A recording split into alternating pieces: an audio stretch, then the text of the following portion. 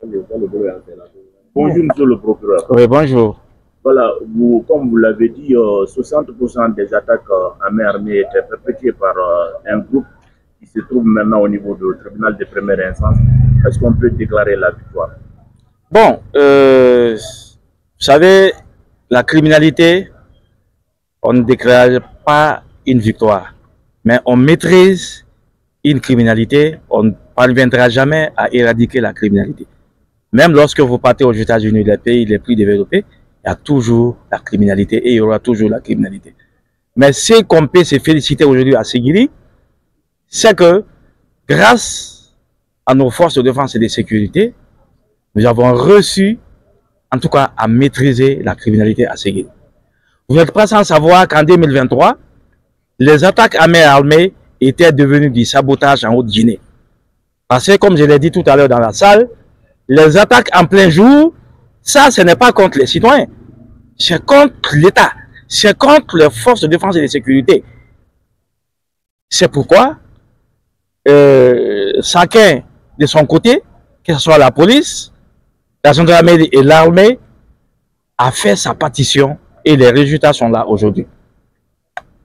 Donc c'est pour vous dire que ces personnes qui ont été interpellées vont être traduites devant le tribunal, jugées publiquement. Celui qui va méditer une peine d'emprisonnement, il le méditera devant tout le monde. Et celui qui doit être relâché, c'est la relâché devant tout le monde. Je crois que c'est une obligation aussi pour le procureur. Pour prouver aux forces de défense et de sécurité que les arrestations qu'ils font, nuit et jour, ne doivent pas laisser vaines comme ça. Il ne faudrait pas qu'ils arrêtent et que le parquet libère les gens de façon fantaisiste. Le devoir du procureur, c'est de maintenir ces personnes-là, faire la procédure, les faire comparaître devant le juge. Et c'est ce que nous venons de faire. Et c'est ce qui va être fait. Donc, je suis fier d'eux. Je les encourage à ce que nous continuions dans ce dynamisme pour que la criminalité, on ne retombe pas dans la criminalité de 2023. Et vous n'êtes pas sans savoir, vous le savez, dans ces derniers temps, les attaques à main armée qui se faisaient, il y a le leader, en tout cas le chef de groupe qui était vivement recherché, qui a été abattu, ça fait juste 6 jours aujourd'hui. Par un orpailleur, il était parti notamment faire une attaque à main armée à son domicile, mais ce monsieur a réussi à nous débarrasser de cet homme, qui s'appelle Lamine Keïta, certains l'appelaient Sovolé. Voilà, il est parti. Et c'est pour dire aussi que maintenant les citoyens à Séguiri aussi sont prêts à nous accompagner dans la lutte contre la criminalité. Tant qu'ils sont avec nous, ils nous donnent des informations, je sais que nous allons les vaincre. Aujourd'hui, comme disait tout à l'heure monsieur le maire, la peur a changé de camp. Ce sont eux qui ont plutôt peur. Nous n'avons plus peur. Et nous allons les chercher jusqu'à leur dernier retranchement. Donc, à partir d'aujourd'hui, les audiences criminelles sont déjà ouvertes au tribunal. Il y avait aussi le dossier de Tassilma.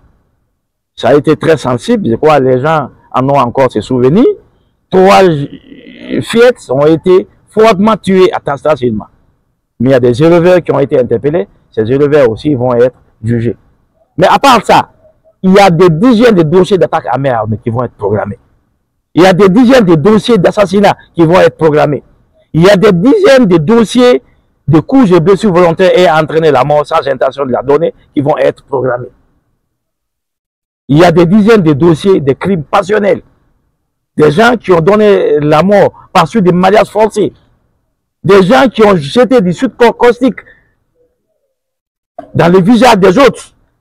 Donc, il faut être là. Ça va être aussi de l'expérience pour ceux qui vont venir assister à ces audiences. Pour cette première journée, oui. Il y a combien de dossiers qui sont programmés? Bon, pour cette première journée, il y a 3 dossiers qui vont être examinés tout à l'heure. Il y a le dossier de fausse monnaie de Mohamed Sow, alias Alvin. Lui, c'est un récidiviste. Ce n'est pas sa première fois qu'il soit arrêté pour cette infraction à Séguiri. Lui, son travail, c'est d'aller proposer aux orpailleurs, je peux t'aider à te rendre riche. Je peux multiplier de l'argent pour vous. Je peux te donner 500 millions. Je peux te donner 1 milliard. Il y a encore des gens en ville qui sont prêtés à ce jeu. Et c'est pourquoi je dis tout ça, c'est de l'expérience. Parce que Mohamed Sow va comparaître à la barre avec un jeune qui avait mis à sa disposition 80 millions pour filtrer.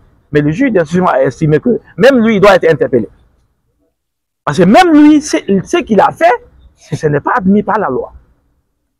Parce qu'il a contribué à la fabrication des faux billets. Donc,